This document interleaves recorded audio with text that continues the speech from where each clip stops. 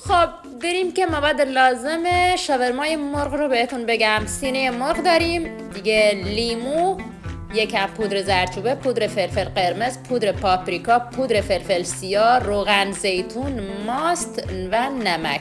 با اینها مزه دار. خب برای درست کردن، یعنی برای مزه دار کردن مرغ شاورما، اول سینه مرغ رو من تیکه تیکه کردم حالت رشته‌ای، همشون رو برش زدم دیگه. آماده که بعد مزه ها رو بریزم روش و مرینیت بشه، آماده شاورما. خب همه سینه مرغ رو تیکه تیکه کردم و بهش ادویه هایی که گفتم زدم. ادویه ها نمک، پودر پاپریکا، پودر فلفل قرمز، زردچوبه، پودر فلفل سیاه، دیگه روغن زیتون و لیمو و همچنین یک قاشق نصفی ماست. اینها رو مخلوط کردم به سینه مرغ و خوب مرینیتش کردم و روش سلفون میکشم و میذارم استراحت کنه که بعد درستش کنه. خب دوستان، من اومدم بگم که یه سس مخصوصم داره شاورما که قبل از اینکه مواد مخلفات رو نون بذارن، نون شاورما، اول سس مخصوص شاورما میزنن به نون. حالا من سبکم این مدلیه. الان مواد لازم سس شاورما بهتون میگم، سسی که به نون شاورما میزنن. بعضیا شاید مدلای دیگه درست کنم، ولی من با این مواد میخوام سس شاورما درست کنم.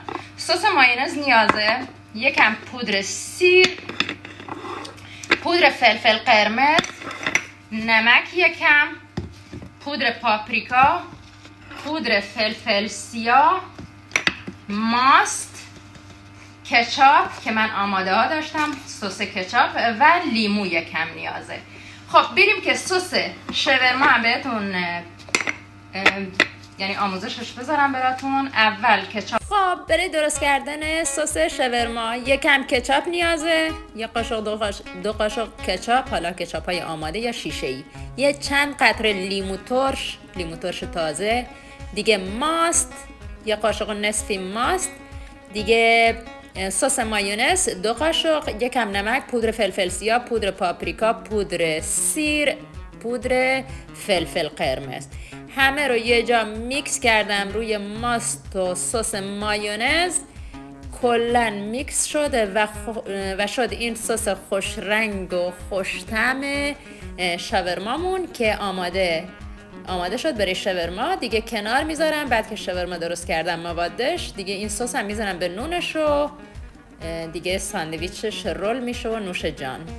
خب اینم مواد آماده برای درست کردن شاورما. اول گوشتایی که گوشت سینه مرغ که مرینیت کرده بودم سرخ میکنم. تو مایتابه ریختم بدون هیچ روغنی که تفت بخوره و سرخ بشه. سیب زمینی هم جدا سرخ میکنم. آماده پیاز و جعفری خرد شدم. من پیاز حلقه‌ای و جعفری هم دیگه میکس میکنم که بعد تو شاورما ازش استفاده کنم. سیب زمینی سرخ شد، جدا کردم. دیگه مرغ هم همینجوری تفت بخوره که سرخ بشه. دیگه به سیب زمینی ها نمک و زردچوبه زدم. گوشتا در حال پخته. اینجا هم که پیاز و جعفری میکس کردم، جعفری رو ریز خورد کردم، پیازم خلالی. دیگه میکسش میکنم که بعد توی ساندویچ شاورما بذارم، خیلی خوشمزه میشه. مرغا پخت آماده. دیگه میریم که ساندویچ شاورما درست کنیم. اینجا نون لبنانی من داشتم، دیگه نونای لبنانی از وسط نصفشون میکنم. همه چی آماده، مرغ، سیب زمینی و سبزیجات و کاهو. اول نون لبنانی رو نصف کردم، روشو سس مخصوص شاورما ریختم و مواد شاورما که مرغ و سیب زمینی و دیگه پیاز مزه‌دار شده با جعفری و کاهو. کلن همه مواد رو اینطوری ریختم وسط تک به تک نونای لبنانی و رول ساندویچ شاورما درست کردم باهاش. به این صورت میشه همینطوری هم خورد، میشه بعد نونش هم توی مایتابه گذاشت یکم کریسپی بشه و نوش جان کنیم. واقعا عالیه. حتما یک بار درست کنین و از این شاورمای خوشمزه و سس عالیش لذت ببرین. دیگه سس شاورما، پیاز جعفری و مواد مخصوص.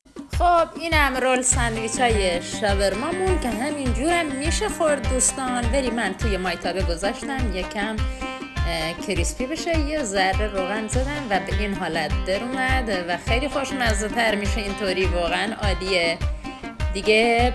تمام همین و میذاریم وسط کاغذ ساندویچ ها و رول میکنیم و میدیم خانواده بخورن لذت ببرن. اینم از ساندویچ شاورمامون که خیلی خوشمزه است، بیشتر به خاطر سس خوش‌طعمش و سبزیجات و دیگه مرغم که واقعا مرینت شده و عالی بود. اینم از سس خوشمزه شاورما که روی شاورما هم استفاده میشه.